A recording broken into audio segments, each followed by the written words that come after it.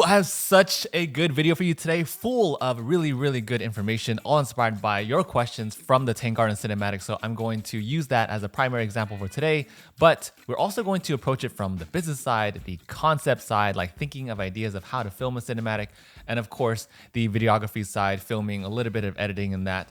But they're pretty much all principles that you can apply for every single board game content creator who is interested in upping their video production. But first, let's get started with our brand new 2022 intro.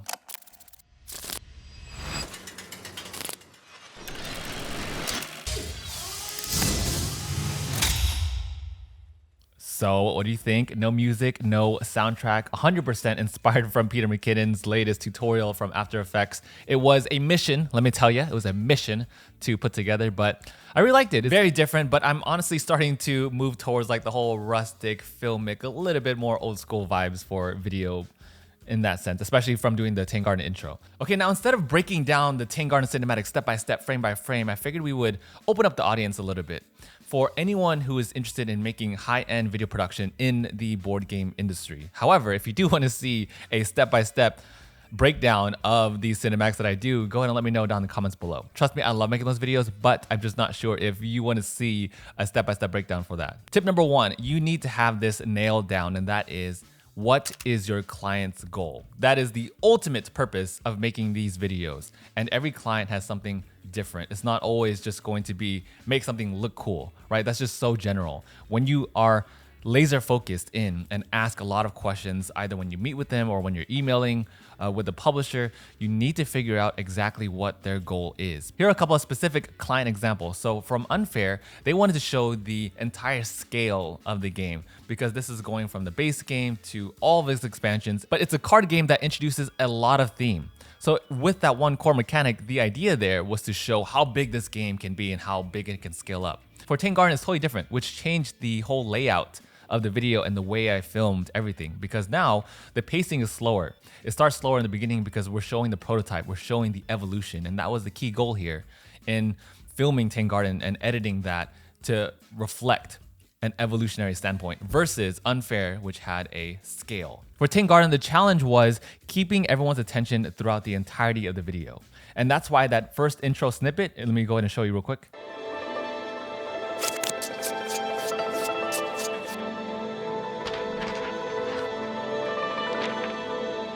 See those 5 seconds of rapid fire clips just going back to back, transitioning from the prototype to what the endgame component is, took me ages to complete. But those 3 to 5 seconds is what's going to grab people's attention to begin with, to hopefully keep them engaged throughout the entire video.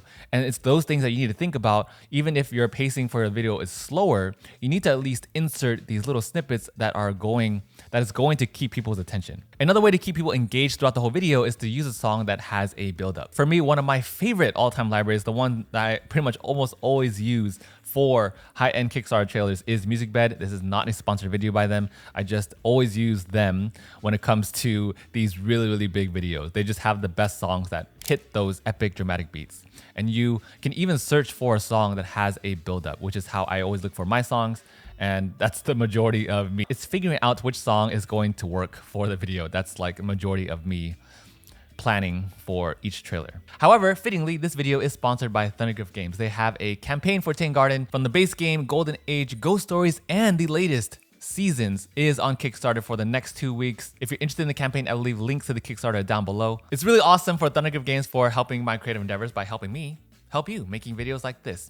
So with that, thank you once again to Thundergriff Games for sponsoring today's video. And now let's go ahead and move on to tip number 2. One of the easier parts about filming board games is that they already come with a theme. You don't have to think about their theme. Instead, what you should think about is how you should embody that theme in the way you film and in the way you edit. Now, a good example of that is when I did Golden Age. You'll notice here how all the lights changed to yellow, gold, all those rich, vibrant, bright colors in order to match the Golden Age expansion. And then when we get to Ghost Stories, all of a sudden the color just desaturates. I actually even added a specific edit here where the colors all of a sudden just changed to a desaturated monochrome look for Ghost Stories. And then boom, we pick up right up again when we get into Seasons and all of the colors return back. And then Even in like the edits, I added in snow for winter, for spring. There are different pink and green and very vibrant colors. So the way you film and add in different stage pieces and accent pieces should reflect the theme. The way you edit, like how I added in this snow overlay for winter, should also reflect the theme as well. And that's gonna make a way better Kickstarter trailer, trust me. Okay, tip number 3. This is one that I struggle with all the time and I'm always trying to be conscious of, but you always want to introduce shot variety. Our inclination as board game videographers is to just punch in with a macro lens or a lens that can just shoot components close up. Now, this is actually my favorite lens. I can make an entire video about this. Let me know down in the comments below if you want to see that. But this is the 100mm macro, my ultimate workhorse of a lens that is used, I would say 80% of the time in all my videos for board games specifically. Now, when we have a lens like this, our ultimate go-to is to just punch in for every shot, but we don't want to do that because that's going to make a boring video. And when you repeat the same type of shot every single time, it's going to get repetitive real fast. So when I say shot variety, what I mean by that is having a wide shot showing all the components to begin with. These are shots I usually like to start with because it sets a stage and it shows the premise of what we're looking at. Because a couple comments that I got when I was starting to make board game cinematics was, what am I looking at? Like, what product is this? And honestly, it was good feedback because it allows you to take a step back and reflect upon, okay, well, not everyone is going to know this is a board game. So how do I make sure that people know, especially that are outside of the board game niche, how do they know that this is a board game? And one way to do that is to introduce the box with all the components. So there's your wide shot, just showing everything, setting the stage, showing people exactly what this product is. And then you have your medium shots. These can be over the shoulder. It can be your hands just moving things around.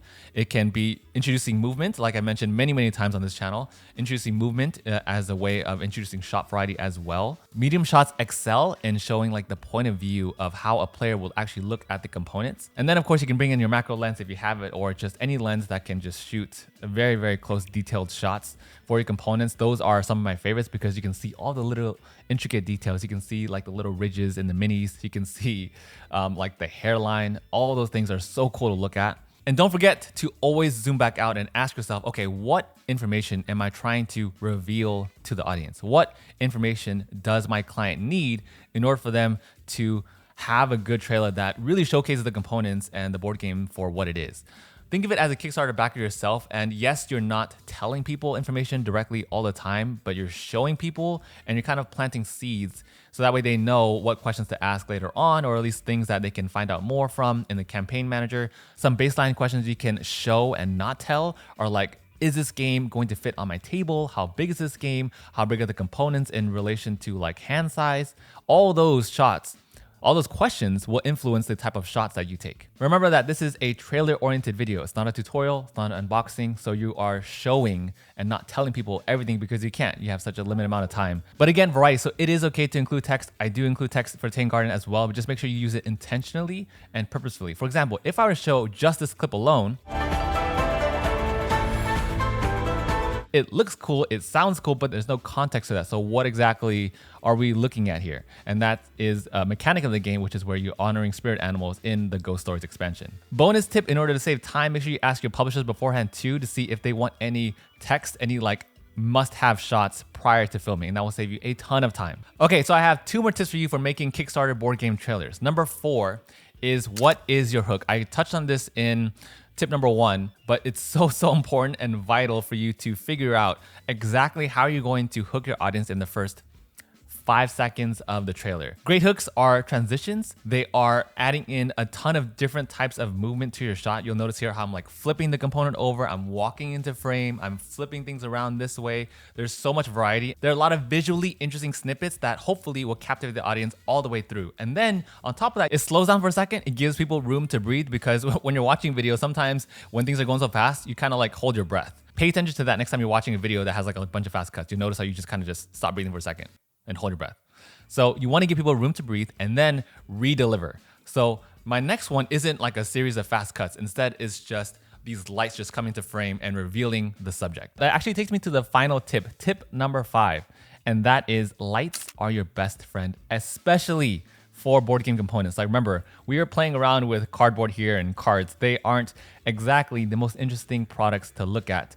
But it's our job as filmmakers, as photographers, as videographers, whatever you want to call us, to make it look visually stunning, captivating, and interesting for viewers. Take a look at this original trailer that I made and just guess how many different sets I built for this one trailer. I ended up building 9 different sets from scratch every single time. So as a couple examples, I ended up getting these lantern string lights. Actually, it'd be a fun video. Someone mentioned earlier this year, last year, to see like what are all the props that I have that I ended up using for videos, but that'd be a fun video to make.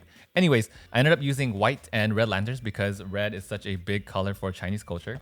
And white, red lanterns, I hung them as string lights for the base game. There are also a ton of trees in Tang Garden, so I used this like LED string light of trees to use in the background as well. And then Golden Age comes in and I end up using all of these yellow lights. I turned everything to like yellow gold. Switching over to Ghost Stories, I made everything blue, but I really liked the lanterns. I wanted to keep some continuity from the base game till now. So I kept the white and red lanterns, but then I made all the other background lights blue. And then we get to Seasons, and I felt like the vibe, the aura that was emanating from this expansion was very whimsical. It was light, it was airy, so that's why I wanted to use fairy lights to kind of just string across. I also added in I switched the lights on over to green and orange in order to match the box art. We get to the ending shot, and I wanted to keep everything super simple and just take away all of the complexity from the past sets and just use 2 single LED lights that I've been talking about. It's the ones I use in my studio all the time. Switch them on over to blue, kept it as neutral as possible. And as a last example, even when you're doing overhead shots where your camera is just directly over the table and you have like a flat